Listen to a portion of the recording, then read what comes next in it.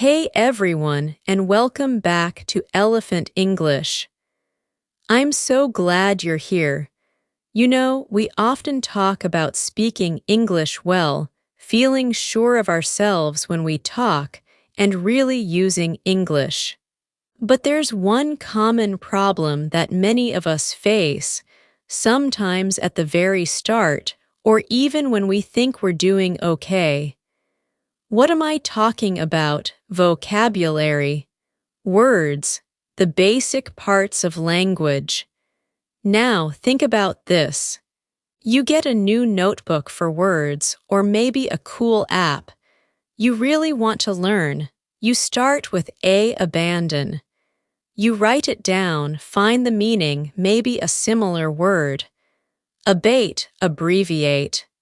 You work hard, maybe you even get to Z for zone or zucchini. You feel good.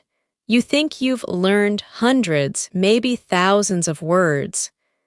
But then, what happens? You try to talk to someone and those words, they're gone. Or you see them in an article, and you kind of remember seeing them on your list, but the meaning isn't clear, and how to actually use it. You don't know. Does this sound like you? If you're nodding your head, even a little, then this article is exactly for you. Today, we're going to talk a lot about learning vocabulary. We're going to talk about why the old way of just memorizing long lists of single words doesn't really work well. More importantly, we're going to show you some really good and even fun ways to not just learn words, but to make them a real, active part of your English. We're talking about making words stay in your memory, making them easy to use, and making them feel like your words. So get a cup of tea, sit comfortably, and let's learn how to stop making our vocabulary learning hard and start making it come alive, right here on Elephant English. The big mistake. Why memorizing word lists doesn't work. All right, let's be honest. You know the picture. A student sitting with a big dictionary or a long list of words, trying very hard to remember each one. It's a common idea about language learning, isn't it? We've all done it or felt we should do it. But I'm here to tell you, as your guide at Elephant English, that this way of learning, often called rote memorization, is one of the biggest problems in the English learning journey. It doesn't help much. Why is it so bad? Let's look at it in a few ways. First, your brain doesn't like lonely words. Think about how your brain learns and remembers things. Does it like information that is random and not connected to anything? Not really. Our brains like connections. They like to see how things fit together. They like meaning. When you try to learn a word like common just by itself, no sentence, no story, no picture, just common equals happening often. It's like trying to stick a single Lego piece to a smooth wall. It might stay for a second if you push hard, but it has nothing to hold on to. People who study the brain say that the more you connect with new information, the more links you make with what you already know, the better you will remember it. Just memorizing word lists is like only looking at the surface. You're just looking at the word and its meaning in your language. There's no deep connection. It's like quickly looking at a lake instead of jumping in. Imagine you meet someone new. If you just learn their name, David, you might forget it quickly. But if you talk with David, learn about his job, what he likes to do, a funny story he tells, suddenly, David is connected to many other pieces of information. He becomes easy to remember. Words are the same. They need friends, they need stories, they need situations to help you remember them. Single words are quickly forgotten because they have no strong connections in your mind. Next, words need a home. They don't live alone. Language is alive. It's a tool we use to share ideas, feelings, and stories. Words are the parts of this tool, but they only really make sense when they're working with other words in a situation. Trying to learn words by themselves is like trying to understand how a car engine works by just looking at a pile of separate parts.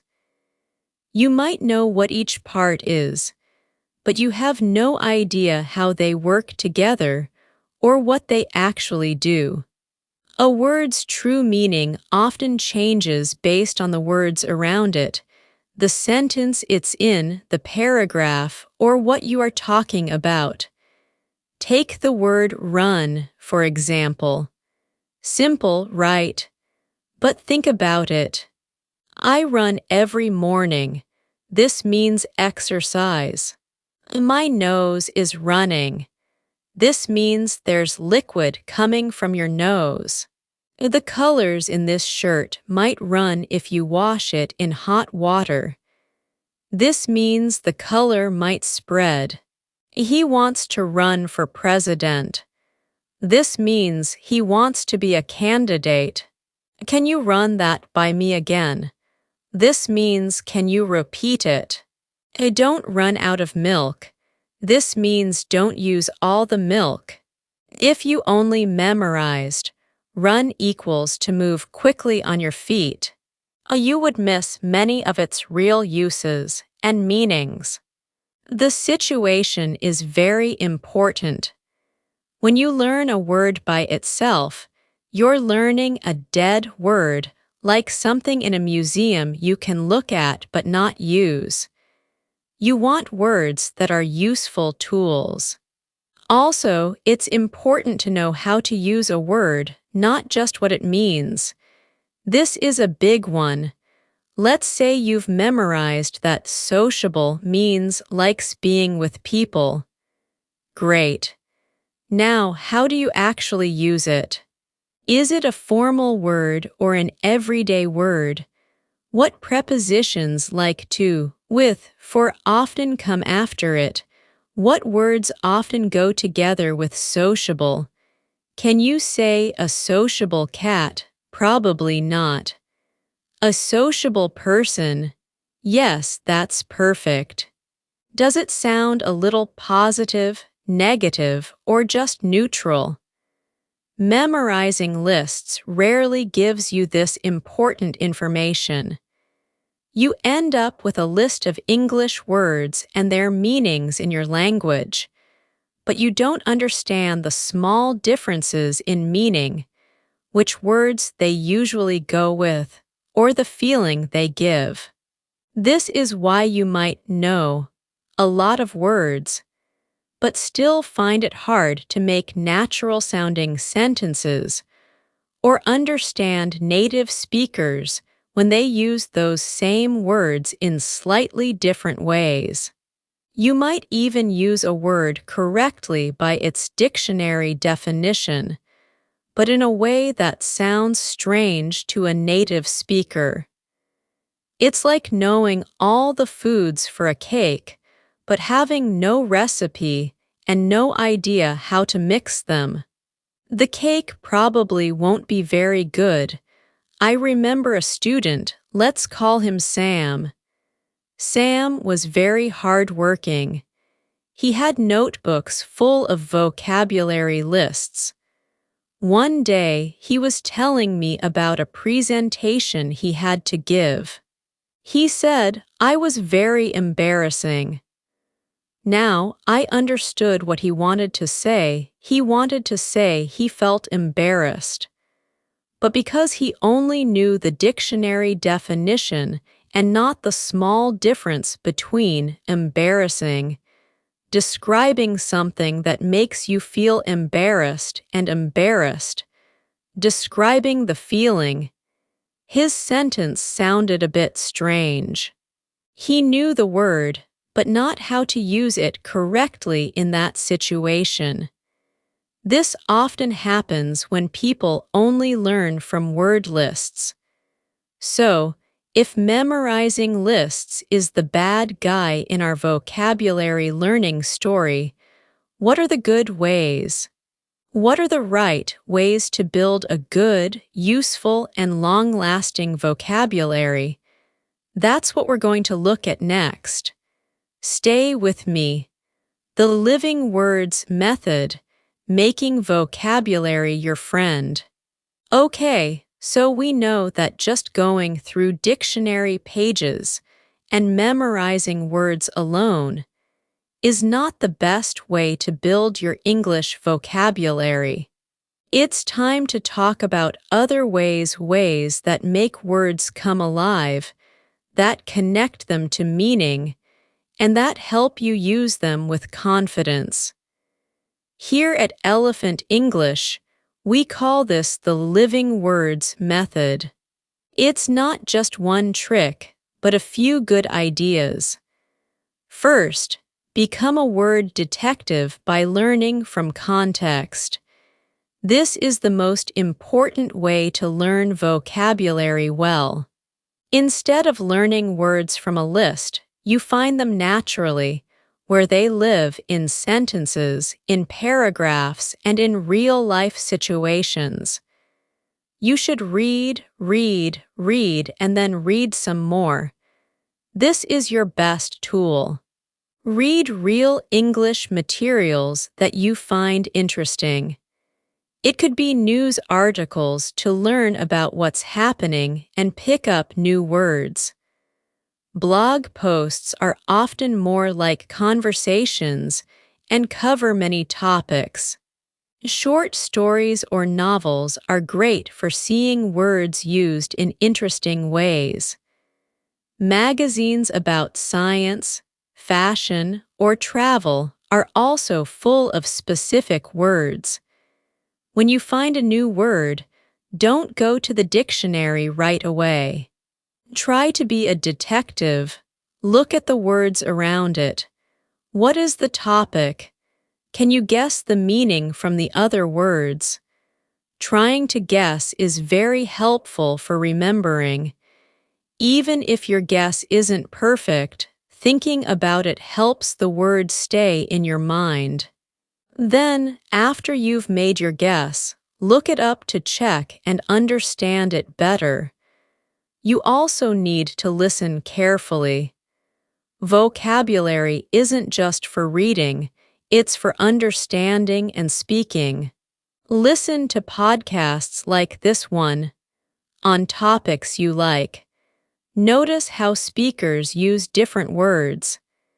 Movies and TV shows are great for hearing words in natural conversations, with feeling and correct sound. Use English subtitles if you can to help you see new words. When you hear an interesting phrase or word, stop, go back, and maybe write it down. Documentaries can teach you more formal words. YouTube videos also have a lot of English content, from lessons to fun vlogs. Again, try to understand the meaning from how it's spoken.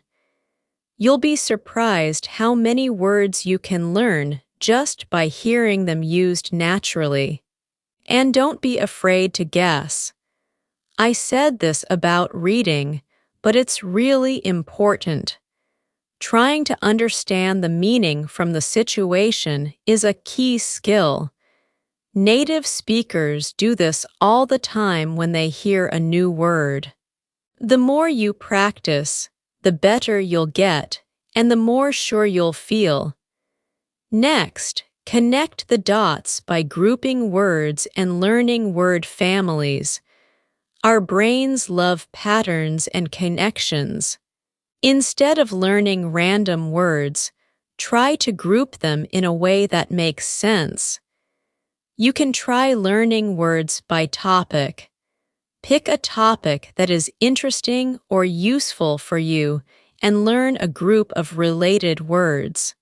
For example, if your topic is travel, you could learn words like journey, ticket, hotel, airport, map, guide, visit, pack. If your topic is food, you could learn cook, bake, fry, sweet, sour, tasty, healthy ingredients.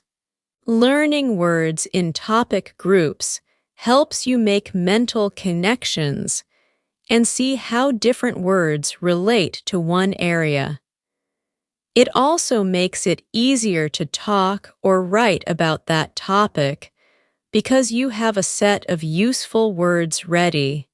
You can also learn about word families using roots, prefixes, and suffixes. This is like having a special power for understanding new words. Many English words are made from common parts. Prefixes are added to the beginning of a word, and suffixes are added to the end, and they change the meaning. For example, the prefix "un" often means not. So happy becomes unhappy, able becomes unable, and do becomes undo. The suffix can mean a person who does something, like a teacher or a writer. Once you start to see these common parts, you'll be able to guess the meaning of many new words even before you look them up. It's a very good way to grow your vocabulary quickly. Then, remember the golden rule. Example sentences are your best friends. If you remember only one thing about learning a new word, remember this: never learn a word alone. Always learn it in a good example sentence. Why are example sentences so important? They show you how the word is really used. You see its grammar, the prepositions it likes, and the other words it often goes with. They give you the situation, which helps you understand the exact meaning and feeling of the word. And sentences tell a small story, and stories are easier to remember than single facts. When you look up a new word, don't just read the first definition. Look for clear, natural example sentences. Good dictionaries are full of them. Even better, try to make your own example sentences using the new word. Make them about you and your life. For example, instead of just comfortable equals feeling relaxed, try, this chair is very comfortable, I could sit here for hours. Or, if you just learned delicious, my mother makes delicious cakes for my birthday. Making your own sentences makes you think actively about the word's meaning and use, which really helps it stay in your memory. Finally, use good tools and practice by speaking and writing. While learning words in context is most important, some tools can help. And in the end, you need to use the words to really make them yours. You can use dictionary apps and flashcard apps. Choose dictionary apps that give clear definitions, many example sentences, how to say the word audio, and information about word forms like noun, verb, adjective. Flashcard apps like Anki or Quizlet can be very good if you use them right. The important thing is not to put single words on one side and a translation on the other. Instead, put the new word in a good example sentence on one side and the definition or your own notes on the other. And then there's the magic of using the words by speaking and writing. This is where you really see results. You can learn many words by reading or listening, but until you start actively using them when you speak and write, they won't truly be part of your active vocabulary. For speaking, try to use new words in your conversations. Don't worry about making mistakes. That's how you learn. Talk to yourself, find a language partner, or join a conversation group. For writing, keep a journal in English, write short stories, or send emails. When you write, you have more time to think and choose your words carefully. This is a great way to practice using new vocabulary. By using these ideas, being a word detective, connecting words, using example sentences, and actively using your new words, you'll learn much better than just memorizing lists. You'll start to build a vocabulary that is useful, flexible, and truly yours. How Elephant English helps you build a living vocabulary. Now you might be thinking, this all sounds good, but how can Elephant English help me learn vocabulary this way? Well, that's a great question. Here at Elephant English, we want to make English learning practical, interesting, and helpful. And this includes how we teach vocabulary. We don't want to give you long, boring lists. We want to help you find and learn words in ways that really work for everyday communication. We believe context is very important. Everything we do tries to show you English in natural situations. Many of our podcast episodes and articles, like this one, will be about specific topics. When we talk about travel, work, or hobbies, we'll naturally use words related to that topic. This helps you learn words in connected groups, making them easier to remember and use. When we teach new words or phrases, we don't just give you a definition. We try to give you clear, real-life example sentences. We want you to see the word being used, not just as a word in a dictionary. We also believe in active learning. We think you learn best by doing things and by making the language your own. Our lessons and tips are always about using English in real life. We want you to learn words that you can actually use right away in your conversations and writing. We focus on common words and useful phrases that will help you the most. Through our content, we'll always encourage you to speak and write. We might ask you questions to think about or suggest topics to write about. The more you try to use the words you're learning, the better you'll understand and remember them. We also want to make learning fun and easy to understand. If learning feels hard or boring, you might not want to continue. We try to make our content interesting. When you're interested, your brain learns better. Sometimes, English vocabulary can seem difficult. We'll help make complex words easier by looking at their parts, like roots and common beginnings or endings. We might have special shows about word stories, looking at where words come from, or explain common phrases in a clear way. And we want to build a friendly community with you.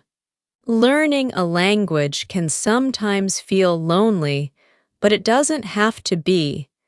We encourage you to talk with us and with other learners. If we have a place for comments or a social media page, use it.